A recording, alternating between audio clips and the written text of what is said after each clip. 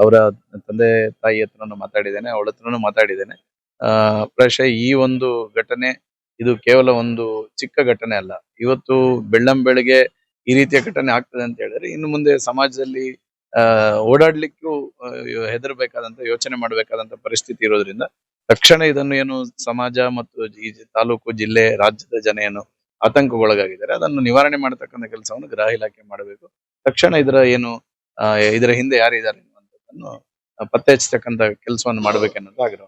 ಬೆಳ್ತಂಗಡಿ ಮಾತ್ರ ಅಲ್ಲ, ಇಡೀ ರಾಜ್ಯದಾದ್ಯಂತ ಇವತ್ತು ಗೃಹ ಇಲಾಖೆ ಬಹಳ ಕಾನೂನು ನಿಯಮಗಳನ್ನು ಪಾಲನೆ ಮಾಡತಕ್ಕಂಥ ನಿಟ್ಟಿನಲ್ಲಿ ಮತ್ತು ಗೃಹ ಇಲಾಖೆ ಮತ್ತು ಪೊಲೀಸ್ ಇಲಾಖೆ ಏನು ರಾಜ್ಯದಲ್ಲಿ ಕಾನೂನು ಸುವ್ಯವಸ್ಥೆ ಕಾಪಾಡತಕ್ಕಂಥ ನಿಟ್ಟಿನಲ್ಲಿ ತುಂಬಾ ಫೈಲ್ಯೂರ್ ಅನ್ನು ಕಂಡಿರತಕ್ಕಂಥದ್ದು. ನಾನಿವತ್ತು ಗೃಹ ಇಲಾಖೆಗೆ ಆಗ್ರಹ ಮಾಡೋದು, ಏನು ಇವತ್ತು ಪೊಲೀಸ್ ಇಲಾಖೆ ನಿಷ್ಕ್ರಿಯತೆ ಇದೆ ಅದನ್ನು ಸರಿಪಡಿಸದಿದ್ರೆ ಈ ರೀತಿಯ ಕಾನೂನಿನ ಉಲ್ಲಂಘನೆ ಆಗ್ತಕ್ಕಂಥದ್ದು, ಅಶಾಂತಿ ನಿರ್ಮಾಣ ಆಗ್ತಕ್ಕಂಥದ್ದು ಪದೇ ಪದೇ ಇವತ್ತು ಈ ರಾಜ್ಯದಲ್ಲಿ ನಡೀಲಿಕ್ಕೆ ಮೂಲ ಕಾರಣ ಏನಿದೆ ಅಂತ ಹೇಳಿದ್ರೆ ರಾಜ್ಯದ ಗೃಹ ಇಲಾಖೆ.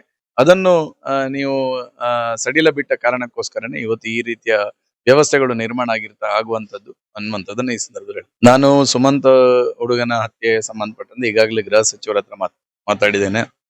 ಸದನದಲ್ಲೂ ಈ ವಿಷಯವನ್ನು ಪ್ರಸ್ತಾಪ ಮಾಡಿದ್ದೇನೆ. ಆ ಸಂದರ್ಭದಲ್ಲಿ ಗೃಹ ಇಲಾಖೆಯ ಸಚಿವರು ಉತ್ತರವನ್ನು ಕೊಟ್ಟಿದ್ದಾರೆ. ಆದ್ರೆ ಅದನ್ನ ನಾವು ಇಷ್ಟು ದಿನ ಆದ್ರೂ ಇನ್ನು ಅದಕ್ಕೆ ಏನು ಅಂತ ಹೇಳುವಂತ ತಾರ್ಕಿಕವಾಗಿರ್ತಕ್ಕಂತ ಏನು ಉತ್ತರವನ್ನು ಗೃಹ ಇಲಾಖೆ ಇವತ್ತಿನವರೆಗೂ ಕೊಟ್ಟಿಲ್ಲ, ಪೊಲೀಸ್ ಇಲಾಖೆಯವರು ಸಹ ಕೊಟ್ಟಿಲ್ಲ. ನಾನು ಪದೇ ಪದೇ ಆಗ್ರಹವನ್ನು ಮಾಡ್ತಾ ಇದ್ದೇನೆ. ಈ ರೀತಿಯ ಪ್ರಕರಣ ಬಂದ ನಂತರ ಇವತ್ತು ಜನ ಹೇಳ್ತಾ ಇದ್ದಾರೆ ಇದಕ್ಕೆ ಯಾವ ಕಾರಣಕ್ಕೋಸ್ಕರ ಇದು ಹತ್ಯೆ ಆಗಿದೆ, ಅದು ಏನು ಅದರ ನಿಜವಾದ ಮೂಲ ಏನು ಎನ್ನುವಂಥದ್ದನ್ನು ಜನಕ್ಕೆ ತಿಳಿಪಡಿಸಬೇಕೆನ್ನುವಂಥದ್ದನ್ನು ಸದನದಲ್ಲೂ ನಾನು ಆಗ್ರಹ ಮಾಡಿದ್ದೆ. ಇದನ್ನು ಈಗಾಗಲೇ ನಾನು ಜಿಲ್ಲಾ ಪೊಲೀಸ್ ವರಿಷ್ಠಾಧಿಕಾರಿಗಳ ಹತ್ರ ಮಾತಾಡಿದ್ದೇನೆ, ಸರ್ಕಲ್ ಇನ್ಸ್ಪೆಕ್ಟರ್ ಹತ್ರ ಮಾತಾಡಿದ್ದೇನೆ.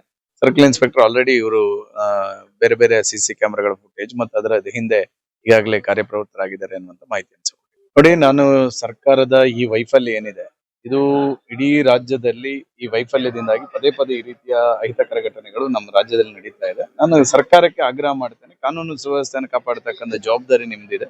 ಆದಷ್ಟು ಕಾನೂನು ಸುವ್ಯವಸ್ಥೆಯನ್ನು ಕಾಪಾಡತಕ್ಕಂಥ ನಿಟ್ಟಿನಲ್ಲಿ ನಿಮ್ಮ ಇಲಾಖೆಯನ್ನು ಇನ್ನಷ್ಟು ಕಟ್ಟುನಿಟ್ಟಿನ ಕ್ರಮವನ್ನು ಮತ್ತು ಕಟ್ಟುನಿಟ್ಟಲ್ಲಿ ಕಾನೂನು ಸುವ್ಯವಸ್ಥೆಯನ್ನು ಕಾಪಾಡತಕ್ಕಂಥ ನಿಟ್ಟಿನಲ್ಲಿ ನೀವು ತಕ್ಷಣ ಅದಕ್ಕೆ ಸೂಕ್ತವಾಗಿರ್ತಕ್ಕಂಥ ಸ್ಪಂದನೆಯನ್ನು ಕೊಡಬೇಕೆನ್ನುವಂಥದ್ದನ್ನು ರಾಜ್ಯ ಸರ್ಕಾರಕ್ಕೆ ಆಗ್ರಹ ಮಾಡ್ತೀನಿ.